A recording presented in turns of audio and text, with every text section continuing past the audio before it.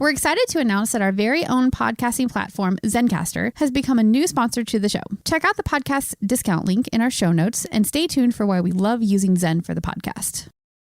Shop Plato's Closet tax-free August 2nd through 4th for back-to-school styles. We sell the trendy, gently used styles you need to make a difference in the world and in your wallet for back-to-school shopping. Save up to 70% off regular retail prices by choosing recycled styles. Save even more when you shop tax-free this weekend. Make a change that others can respect and repeat. Shop Plato's Closet in North Charleston and West Ashley this year for your back-to-school looks. Plato's Closet, located in West Ashley on Sam Rittenberg Boulevard and North Charleston on Rivers Avenue.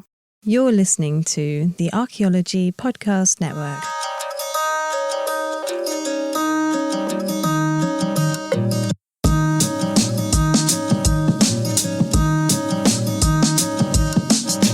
Hi everyone, and welcome to another episode of Archaeoanimals, the podcast about human-animal interactions in the past. With you, as always, is me, Simona Falanga, and my co-host, Alex Fitzpatrick. And for this month's episode, we're actually going to be talking about getting into zooarchaeology.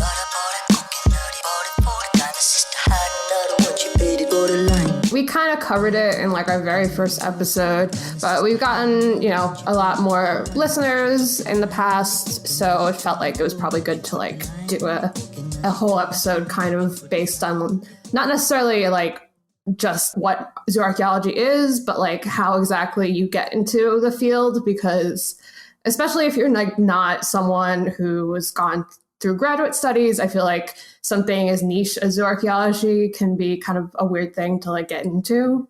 I don't know. I didn't really know how to get into any of this stuff till like I was at the end of my master's degree. So yeah, I think until I got more training in archaeology, I think I didn't even know zooarchaeology was a thing at all. Yeah. For most of my life. But yeah, I mean, that's kind of, we could make this episode like 2 minutes long and just say that the short answer is to just do it. If you want to become a zooarchaeologist, do it. And why not? Why not? Yeah, no, why not? It's fun. You seem cooler to your friends because, you could point out like bone stuff.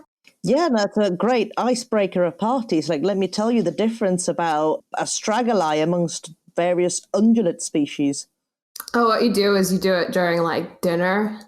That's always fun. Yeah, you point out sort of which bone you're looking at. So that's a chicken tibia. Oh, it's unfused, meaning that it was quite a young specimen. That's great. That's a great one for dinner parties. Exactly. And if you're me, it will become great inspiration for a bunch of tattoos.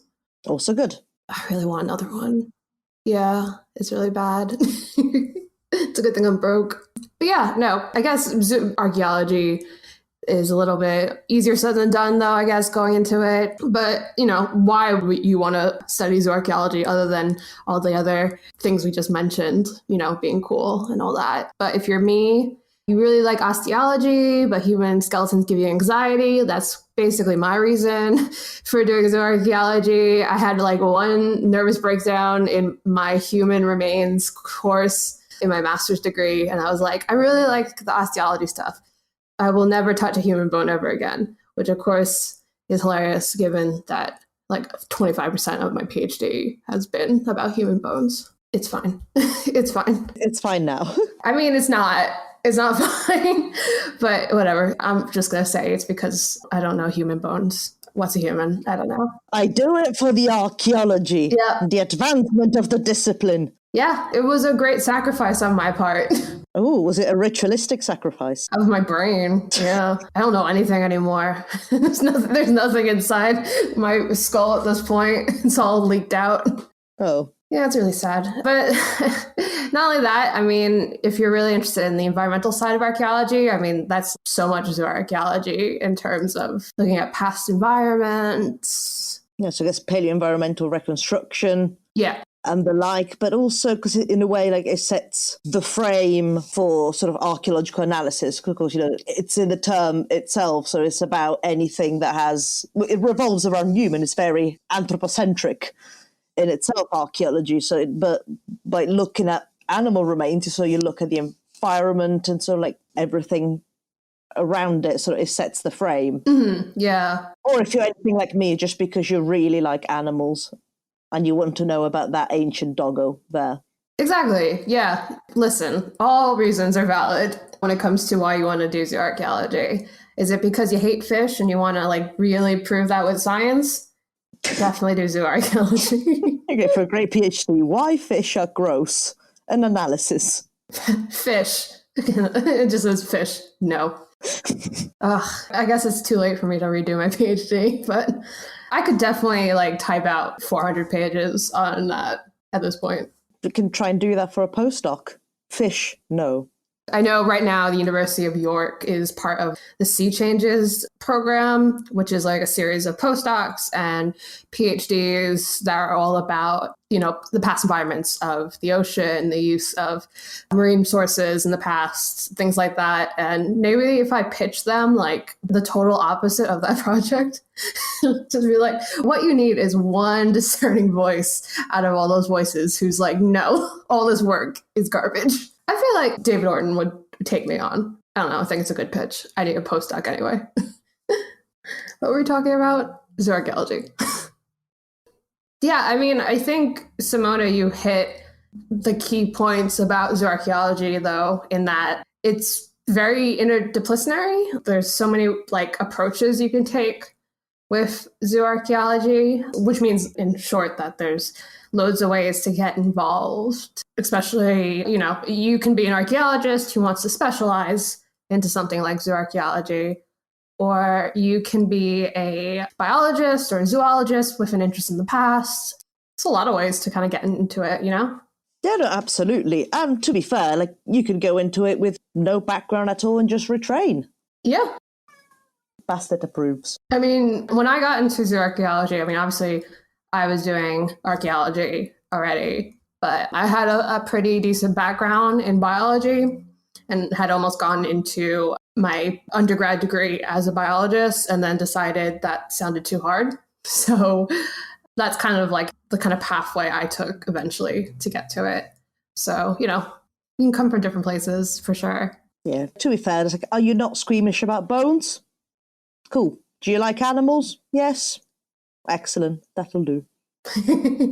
Yeah, and I think one thing about zooarchaeology that makes it so, I guess, unique in terms of archaeological subfields is that, it does, like we said, it's interdisciplinary, and it also touches upon so many subjects. As Simona, you were saying earlier, it's reconstructing past environments and landscapes.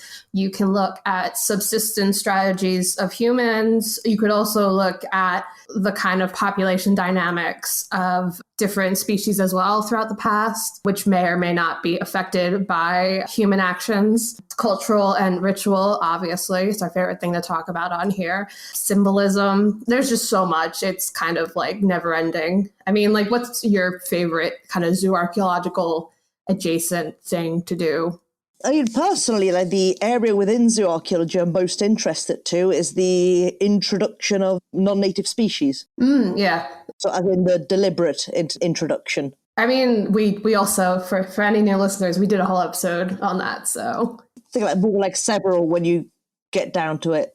Yeah, it's just like if you wanted to listen to us talk about ritual, that's basically every episode we've done. But I think another point needs to be made as well, like not necessarily about becoming a zooarchaeologist per se, but say if you're already an archaeologist to gain some zooarchaeological skills, because the two go hand in hand. So like knowing about zooarchaeology also helps you as an archaeologist.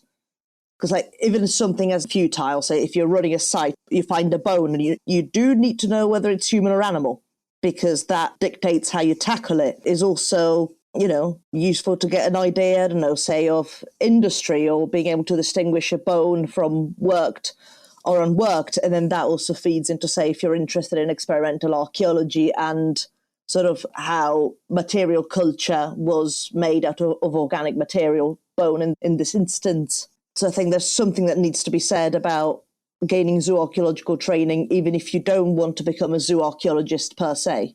Yeah, no, that's actually a really good point. And I think, that speaks to the fact that zooarchaeology is ultimately kind of just everywhere. It's very hard, I think, to do archaeology and not run into animal bones or animal related remains at all. So even just having that very base kind of knowledge of, like you said, just being able to say, okay, well, that's an animal bone, it's not a human bone, I think should be kind of like part of the basic skills you learn as an archaeologist. Although archaeology is like a gigantic field one at the end of the day, and not everyone is going to be able to learn everything, but it's probably something you should learn if you're at least going on the field or doing post-excavation stuff. I think it's about like personal curiosity as well, because when you look at bulk finds from archaeological sites, the vast majority of what you're going to get is animal bone and perhaps pottery as well.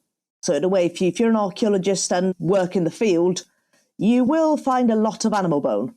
So just like it'll be something, interesting, just for your own personal curiosity, saying, oh, like I found a bit of a sheep or a bit of a cow and so forth.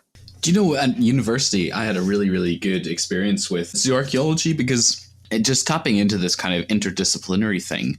I remember they were talking about how having animals in a certain part of a dwelling place kind of increase like things like rates of phosphorus in like the soil. So when you like cored the soil for soil samples, you'd have these stratas of like phosphorus, and it kind of like, if you map that out spatially, you could kind of see where the kind of stables were, where's the house was, and like you could almost see the kind of the human landscape. And I thought that was really, really cool, because it was like there was not really anything about the bones or anything like that. It was actually more of a side effect of having the animals and keeping them in a certain place that kind of changed the chemical geography of that area, which I thought was really, really a cool aspect of it. I'm sure that gets done all the time, but like when I first heard it, I was like, whoa, hey, this zooarchaeology is actually cool. That's not something I knew myself. That's quite interesting. But wondering, so what kind of analysis would you have to carry out on the soil sample to gain that information? So it's probably rather destructive. So what you do is you'd like core across your site at a certain depth. You'd then take like your slices of depth, you'd probably reduce it with an acid, and then you'd titrate that out with phosphorus, and you probably put it into a mass spec to be most accurate. You probably first reduce it with an acid and then mass spec it to get a kind of parts per million of phosphorus. And then if you take that back to how you cored, you could probably build up a kind of parts per million kind of strength of phosphorus across like a kind of landscape. The resolution based on how many cores and how many samples you took. So would that be a sample sort of the archaeological deposits? Kind of archaeological, but obviously like only archaeological because the animals were kept in a certain place. And so, they would excrete, and the excrement would build up, and like it would build up this kind of like concentration that you wouldn't necessarily find in the other parts of the soil. Because I was wondering whether that sort of this chemical change would be limited to the archaeological deposits, whether it's, just, I forgot the term for it now, just, we'll say ancient trampling of, say, sort of within the dwelling or the enclosure, sort of where the livestock were kept, or would that leach all the way down into, I guess, what we usually refer to as the archaeological naturals, as in like the soil, so the horizon that has not had any human action on. If I remember correctly, phosphorus, like even if there was a bit of seepage, the difference that you would have contrasting somewhere where animals weren't regularly kept with where they were, the difference in phosphorus would be large enough you could draw a distinction, even if there had been some sort of, diagenic alteration to the soils, if there'd been any leaching or anything like that. Because in the wild, kind of like in a normal kind of landscape, like large pockets of phosphorus aren't really just in the ground. You usually have a biological reason why you have like a large chemical concentration of them. So just by a comparative relative like amounts, that's how you would know it's most likely somewhere where animals have been kept stationary, because that concentration of phosphorus wouldn't be created randomly. Is that the question you had, or am I answering a different question? Again. No, just more wondering sort of how far down would the leaching of phosphorus happen, whether it was limited to the archaeological deposit or whether it would go further down as well. I'm not sure. I know phosphorus is kind of like, it probably does travel. It's not locked in, so there is a possibility that it could leach. I could probably look it up. Could look it up and add it to the show notes. Oh, yeah, I'll go and find something on that. But like, I just thought that was really cool that you're not using animals you're using the effect of animals on the environment to infer things about human patterns of working. That to me, that kind of like picture that you can build there, that's really cool. Just to emphasize, it's not always just about bones. It's also about how animals change the landscape when they're used by humans, you know? Yeah, no, that's very interesting, because I had not heard of that kind of soil analysis being carried out before. So I guess if any of our listeners want to carry out such analysis, well, then they should become zooarchaeologists or, geoarchaeologists. I'm going to be honest, I just had bad flashbacks to when I did my soil analysis module during my master's that entire time. So... You telling me it's not fascinating? It's fascinating. I just remembered how poorly I did in that soil science course. It's traumatic, let me tell you. But I think we should probably take a break. Chris Webster here for the Archaeology Podcast Network. We strive for high-quality interviews and content so you can find information on any topic in archaeology from around the world. One way we do that is by recording interviews with our hosts and guests located in many parts of the world all at once. We do that through the use of Zencastr. That's Zencastr. Zencastr allows us to record high-quality audio with no stress on the guest. Just send them a link to click on, and that's it. Zencastr does the rest. They even do automatic transcriptions. Check out the link in the show notes for 30% off your first 3 months, or go to zencastr.com and use the code ANIMALS. Back to school savings are officially in session at Tanger Outlets. Shop tax-free August 2nd through 6th and save up to 70% off the latest school styles. The best of apparel, footwear, accessories, and more. Save at Nike Factory Store, American Eagle, Gap Outlet, Crocs, Under Armour, Banana Republic Factory, and hundreds more.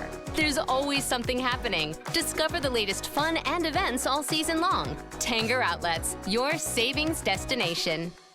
Shop Plato's Closet tax-free August 2nd through 4th for back-to-school styles. We sell the trendy, gently used styles you need to make a difference in the world and in your wallet for back-to-school shopping. Save up to 70% off regular retail prices by choosing recycled styles. Save even more when you shop tax-free this weekend. Make a change that others can respect and repeat. Shop Plato's Closet in North Charleston and West Ashley this year for your back-to-school looks. Plato's Closet, located in West Ashley on Sam Rittenberg Boulevard and North Charleston on Rivers Avenue.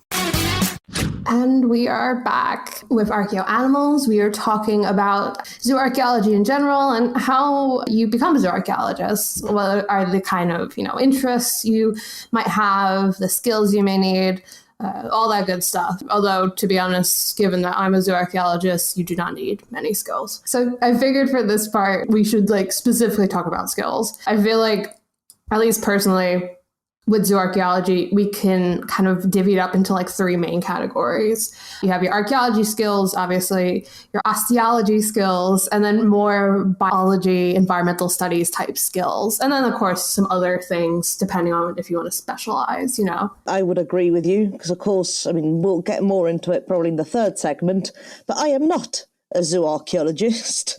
But I do have an idea or two about what skills you'd require to work as a zooarchaeologist. You're basically a zooarchaeologist. But not on paper. I am an archaeologist by profession, but I'm not a zooarchaeologist. I've taken a lot of training, so a lot of professional development courses. I think I know a little bit about animal bone. You know way more than me. I've hosted a podcast about animal bones for the past 2 years. I snuck my way in. But yes, on paper, I guess this will be more of a you episode, as you're the actual zooarchaeologist of the two. Absolutely not. Brain empty, don't know anything. Technically, my PhD is in archaeology as well, because we don't have a general zooarchaeology thing. So can't really study straight up zooarchaeology though, can you? Not really. I think it's a thing in some places. I know it wasn't like its own degree at my undergrad, but it was basically what you did if you took archaeology at Hunter College, probably because that was just like what the main projects were. They were working with UK schools and really digging into the zooarchaeological side. Yeah, because I find, like, for the most part, sort of, if you want to study zooarchaeology, there's a lot of sort of very valid courses, so it tends to be more at master's level, so like postgraduate. Mm-hmm. They either tend to combine it with environmental studies or with human osteology as well. I'm not sure whether there is an actual, although there might be now, a straight-up zooarchaeology course. Definitely not undergraduate level, though. No. Probably have to be straight-up archaeology, or maybe archaeology and environmental archaeology or something along those lines. Yeah, I mean, I guess I can understand that for the undergrad level. But yeah, I think most people definitely tend to specialize as they get to more graduate level studies. So I guess that makes sense. Yeah, because you do undergraduate in archaeology, so then you get a feel for various parts of the discipline. So you do a little bit of your theory, you do, depending which university you go to, you do some excavation skills, sort of like more like excavation focused modules, or sort of geoarchaeology, or more in the way of looking at soil science and soil formation processes, which if you want to work in the field, that's brilliant. Do a lot more of that. And I guess, yeah, a little bit of osteology, a little bit of environmental archaeology, so you get a feel for what you might be interested in, and then pursue it further at postgraduate level if you so wish. Yeah, and I think that's the funny thing, I guess, coming from a US perspective as well, because at least what, you know, the schools that I went to tend to have really been more anthropological in the way they approach archaeology. I know that's not the case for all US schools. There are tons of schools specifically in like the Southwest who are really pushing the more analytical science part of archaeology. When I did my degree at Hunter College, I did 2 different types of archaeology. I was in the classics department getting a degree in classical archaeology, which was very, very theory-based, more about architecture and pottery. It was very boring, and I did not like it. And in the anthropology department, I was working in archaeology, but it was considered one of the branches of anthropology. So like my degree is technically in anthropology. It's a whole thing. That's a thing that I found a lot. So with friends of mine who did their undergraduate back in the US, that they seem to have mostly, their degree is anthropology, as opposed to they specialized in archaeology within their degree, which was in anthropology. Yeah, it's weird. And like I said, there are places where you can specifically do archaeology, but I think most institutions just wrap it up in anthropology. So like when I got my degree, because I triple majored, so I didn't do a minor in anthropology, you had to take all of the main anthropology courses, which were, cultural anthropology, linguistics, bioanthropology, human evolution type stuff, archaeology, and I'm probably missing one, but whatever. It's probably something boring that I didn't, ethnography, I guess, maybe. But yeah, so it was like a sliver of what your main workload was, which was really weird. And like I said, then I would go to like my classics classes, which were basically art history and architecture. So definitely like coming to the UK and specifically doing my master's degree in archaeological sciences was a really weird wake-up call in terms of like, oh, this is what archaeology also is, Yeah, because I find like the system is quite a bit different. Then again, I'm not very knowledgeable about how the education system works in the US, but I am confused by the whole sort of majoring in thing system, because I think the closest thing we have in the UK is getting a joint degree. Mm-hmm. We have sort of 2 subjects mashed together. So you do, I guess, you do tend to do a few more core modules. So that's your major in a way. So then your second sort of joins subject that you don't do as many. Yeah, I mean, that's kind of like what it's like in the US. Basically, it's all based on credits. So like your major, you have like a certain amount of, I forgot how many, it's like 60 credits maybe or something. And then your minor would be like half that. And me being a cool go-getter who wanted to prove something to no one, I decided to do 3 majors. So, and none of them have helped at all in my life. So that was great. So it's not about a destination, it's about the journey. The journey was me taking so many night classes and then still managing to graduate early. So, Well, that's all right then. Yeah, no wonder why I'm so tired all the time. You just it's still the tiredness from your undergraduate. You're still sort of paying that back in installments of sort of tiredness. I mean, honestly, I think about the amount of all-nighters I pulled in my undergrad, and the idea of me doing that now would actually kill me. I would just die. Study archaeology and become a zooarchaeologist. You're selling it. But you kind of covered archaeology stuff, and even though it is very different depending on where you go, I think the kind of basics are kind of the same. You need your basic archaeological theory to build your skills upon. Obviously, you don't necessarily need excavation skills, but if you're going into more of a commercial work, that's probably something you want to get. I mean, I've only excavated twice in my entire life, and I just don't do it anymore. I guess it depends on what you want to do. I mean, if you're specializing in zooarchaeology, really, in the UK, your options are either looking at academia or the commercial sector. Yeah. Well, of course, if you work in academia, you don't necessarily have to, if you work as an academic zooarchaeologist, you won't necessarily need sort of the excavation skills per se. Mm-hmm. Because you'll probably be researching and then collating the material that has been excavated by someone else on the site, and you bring it all together. Or especially if you specialize in something, I don't know, niche like ancient DNA or something, then you probably won't have to dig much. Yeah, you're doing more post-ex work. I mean, I know a few people who basically freelance now, but specifically do Zooarch. So they do a lot of the post-excavation work for, commercial and non-commercial sectors, which would be great if I could do that. But, probably not. But yeah, no, there's definitely different ways to kind of use it. I mean, I've been on site as a on-site faunal bone specialist. But I've also, my whole PhD has basically been me getting other people's excavated stuff and going through them. So it's I've done both, I guess. Yeah, but I find a lot of the time is the latter.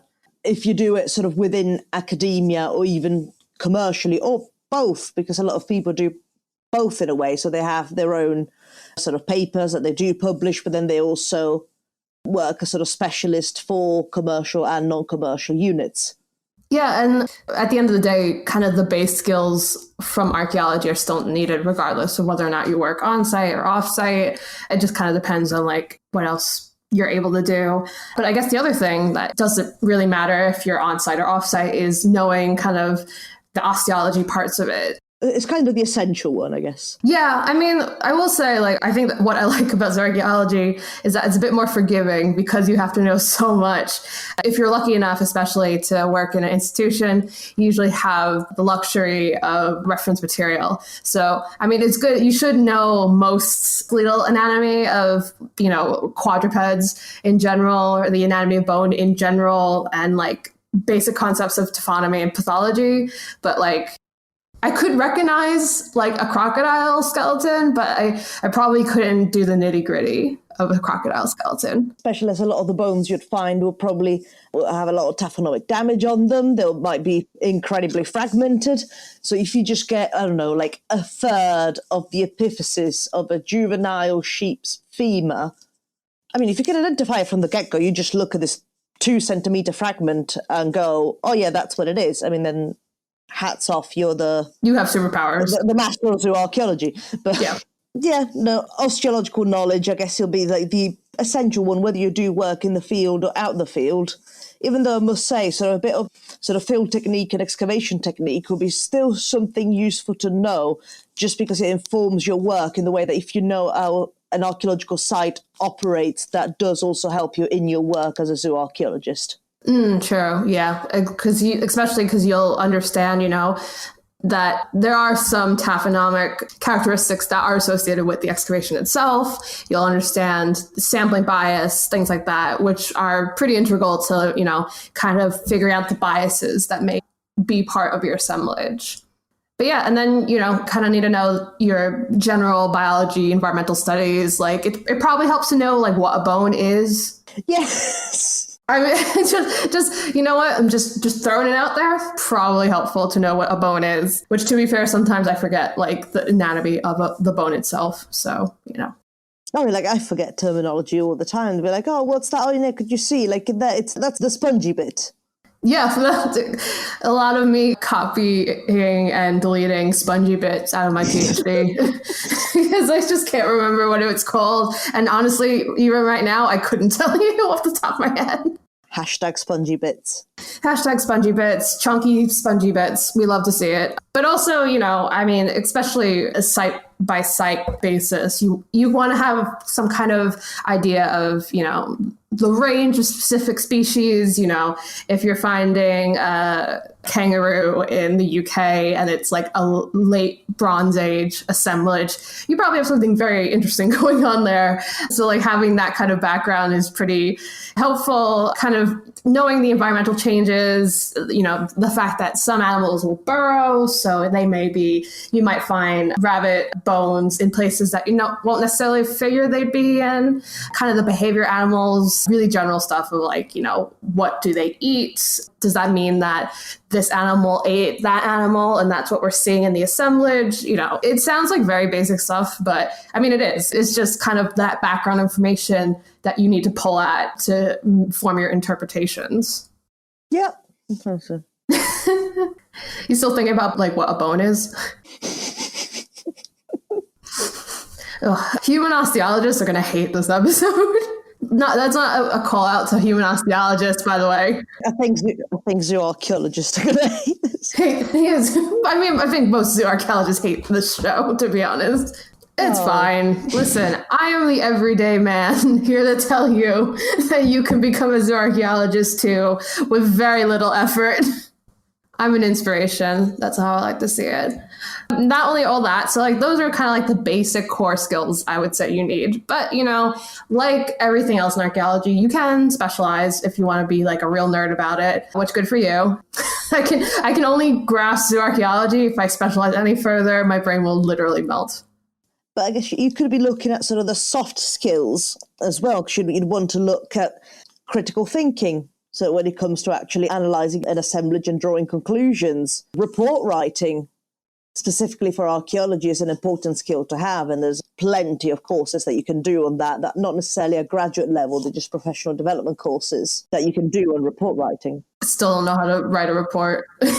Like literally only figured out how to write a report maybe like 6 months ago. Wouldn't that have been part of your PhD to like write a zooarchaeological report for the one site? Yep, but that I did 6 months ago. So for a PhD, there would have been a much larger report full of graphs and pretty things. Full disclosure, I actually, once I finish, at the time of this recording, I'm like literally 2 days away from submitting my PhD. After I submit, I literally have to go back and redo a bunch of reports. So, because I did them bad.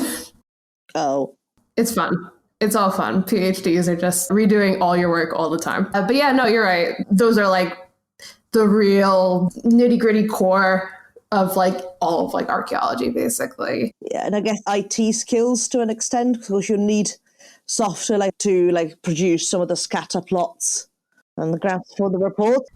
Another thing I only learned probably like last year, I think like I had to literally take an Excel like online course because I just really couldn't remember how to use it. Oh gosh. Oh, my PhD is okay. Well, we'll find out by the time this comes out. Yeah.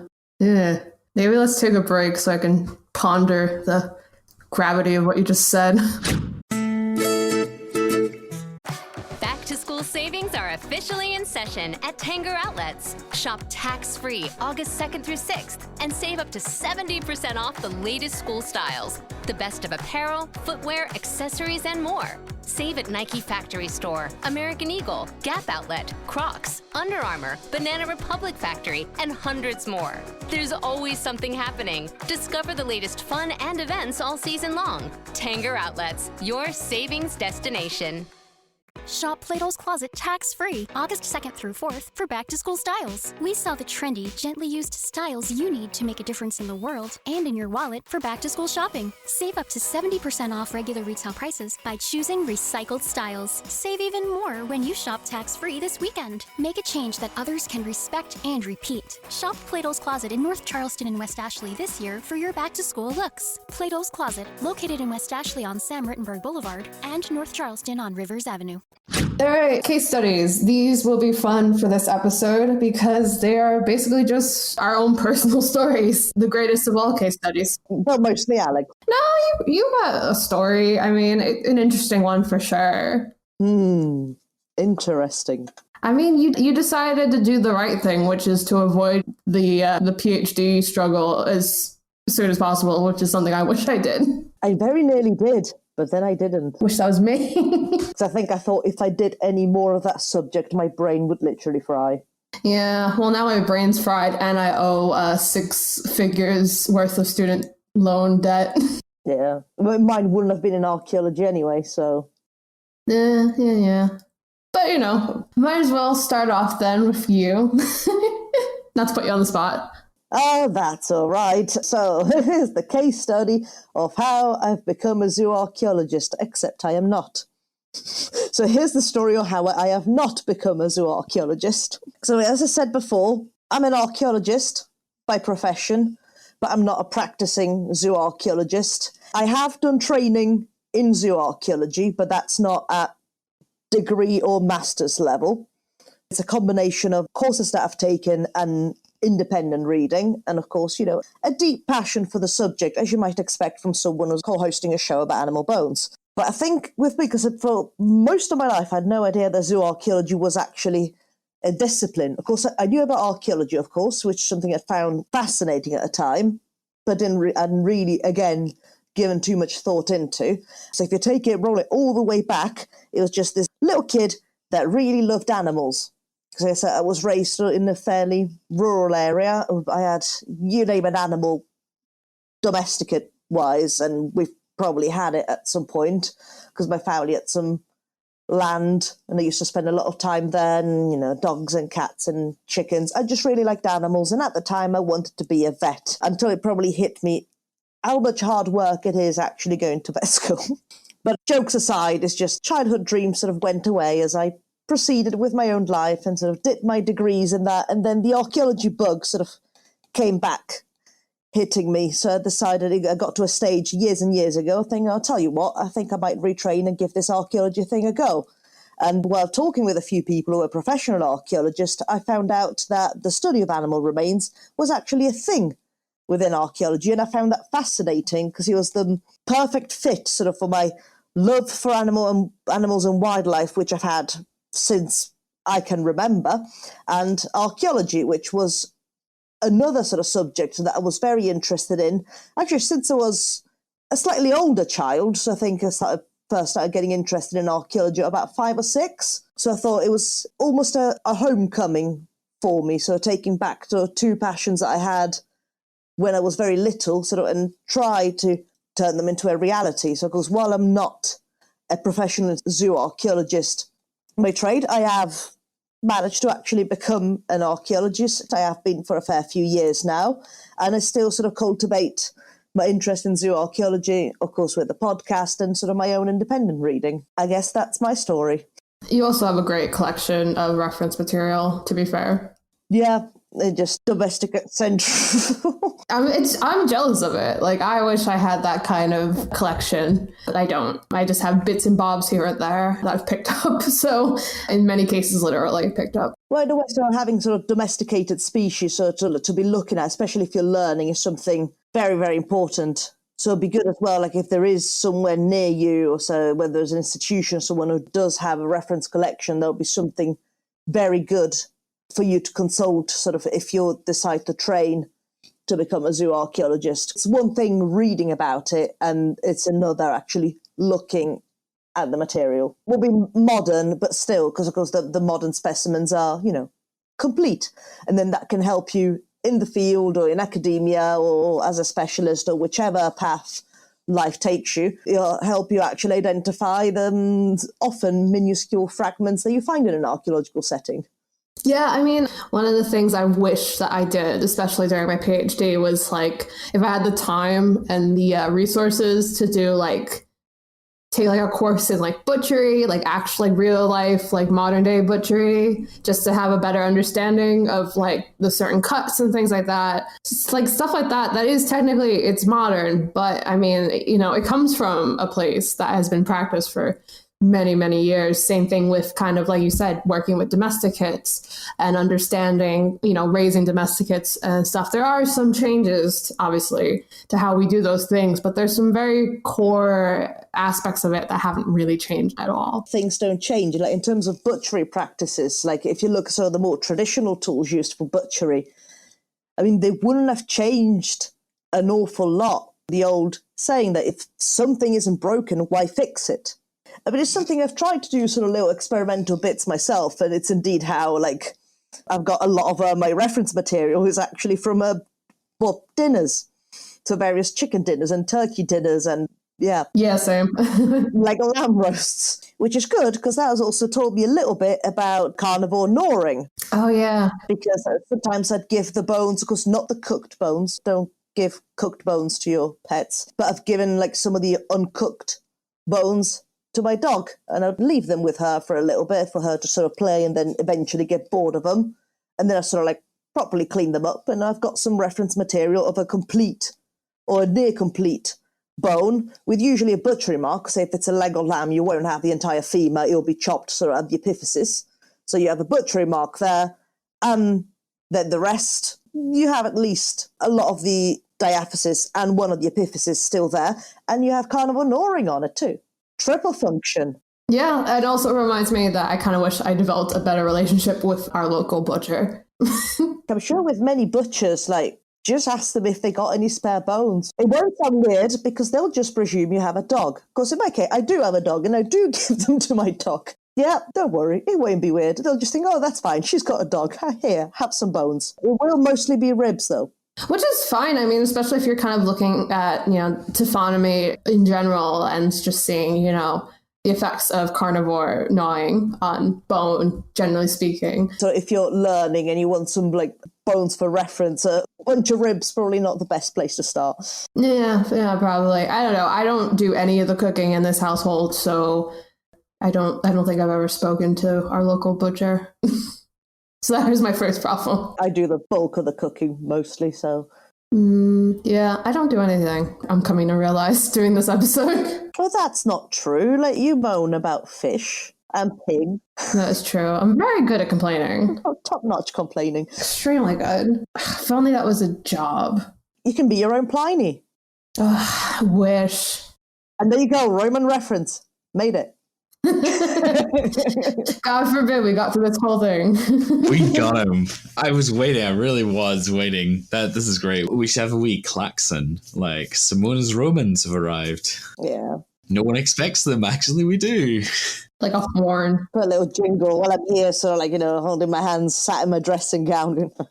You know, when you clean all the bones up for your reference collection, well, how do you store them? Like, do bones, if you clean them properly, like, they don't stink or anything? Where do you keep them? Not if you've taken sort of the marrow and all the squishy bits out. Yeah. If you leave some of that out, yes, it will royally stink. Oof. Yeah, I learned that the hard way, where I guess I didn't completely dry out the bone when I was cleaning it, and wow, it got moldy and gross real fast, folks. A solution to that, get a dog. She'll do most of the cleaning for you. Well, my dog lives in a different country, Simona. We'll get a different dog. I guess. That's the answer, like, to any situations that life throws your way. Get a dog. True. Yeah. But I mean, it's interesting. I really like seeing your experiment. I remember like going over your house and seeing all your experimental archaeology in the making. Yeah. But what about you? I've talked before an awful lot about myself, which is very bizarre for someone who never talks about herself. No, it's good. We need to balance it out because I talk way too much on this podcast, I think. Yeah, I mean, I basically just kind of accidentally fell into zooarchaeology. Like I said before in this episode, I originally got into classical archaeology mostly because that was the only archaeology degree at my undergraduate college, which I did not like. Then I realized that there was like archaeology courses in the anthropology department, so I went and did a major there as well. But it was still kind of weird. I didn't feel like I was really getting like the full kind of training, I guess, because it was like seen as, you know, like a subfield of anthropology. And ironically enough, I was really worried about doing too much archaeology at Hunter College because they only really did zooarchaeology from what I saw there.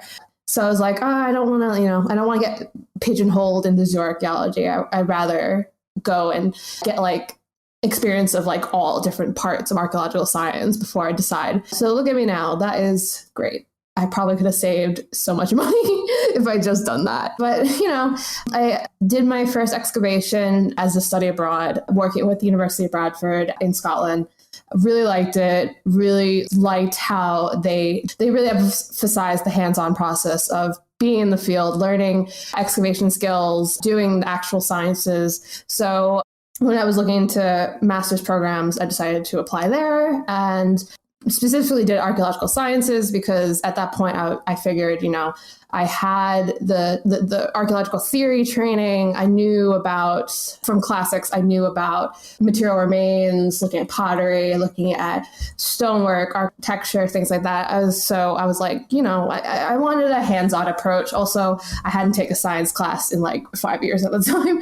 So it was like a big leap for me, especially as someone who has been like, okay at science. Like I said before, I was really into biology and did environmental sciences in high school, but kind of was just like too scared of numbers and chemistry, which I failed spectacularly in high school. But yeah, so I jumped in to do that. The nice thing about doing my master's at Bradford was that I was able to take loads of different courses. So I took soil sciences, I took human osteology, didn't actually take any zooarchaeology classes because, I took one, but it was like the only one they offered. But I think by that point, I was already really into the idea of going to zooarchaeology. And like when I was working in Scotland on my first dig, I mainly got sent to do a lot of the faunal bone stuff.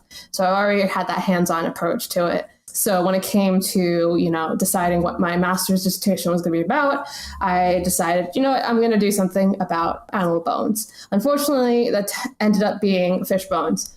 So I didn't get the greatest introduction into like a focused archaeological study, but it led to me doing my PhD work, which is way more interesting. No offense to the Orkney fish bones I looked at. The funny thing about like my PhD work is that it actually kind of goes back to the stuff I did in my undergrad that was more anthropological, because now I'm looking at, ritual and funerary stuff and like tying in the cultural aspects of that.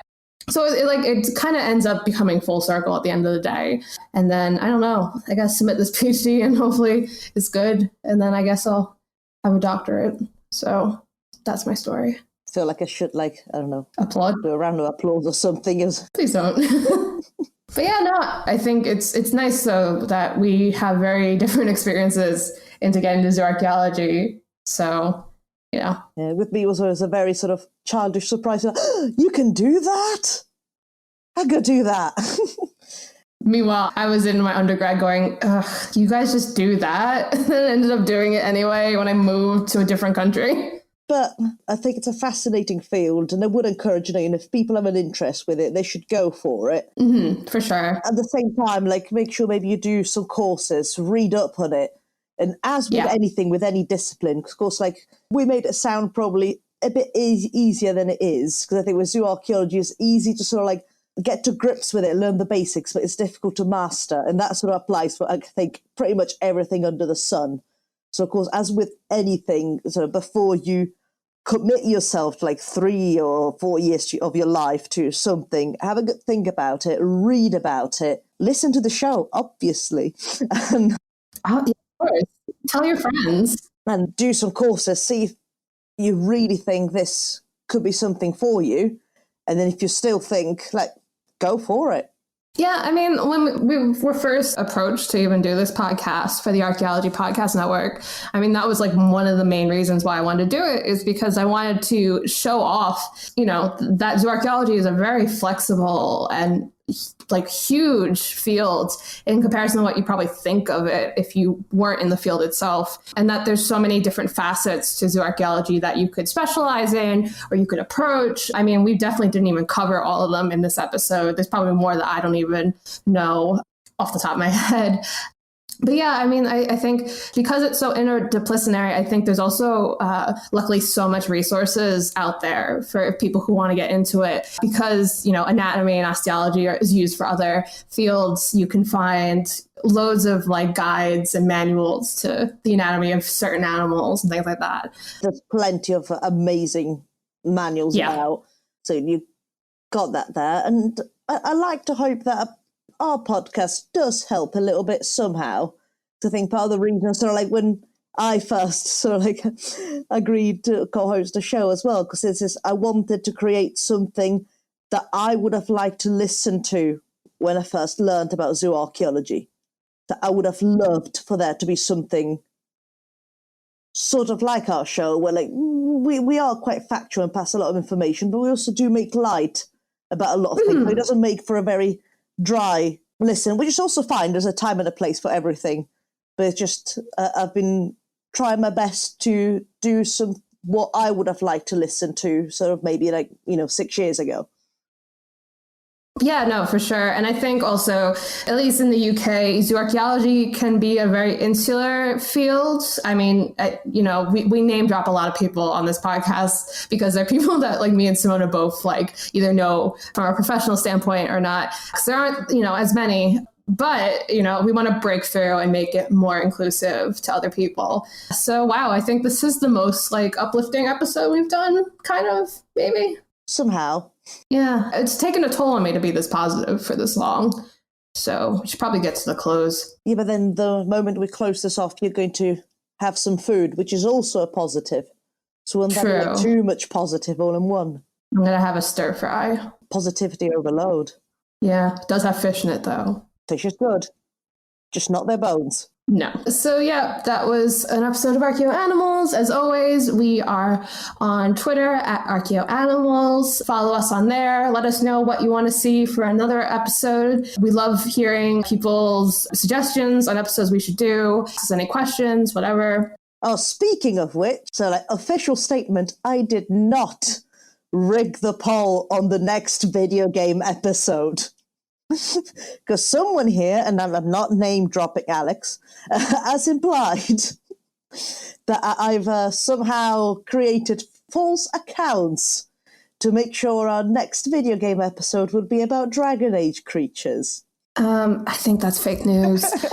Anyway, like, subscribe, tell your friends, all the other stuff. Review us wherever you get your podcasts. And I think that's it. Yeah, be a zooarchaeologist. Do it. Yep. Do it now. Do it. We'll bully you. We're going to bully you into doing it. Do it now. I'm not going to bully you. She probably will. I will.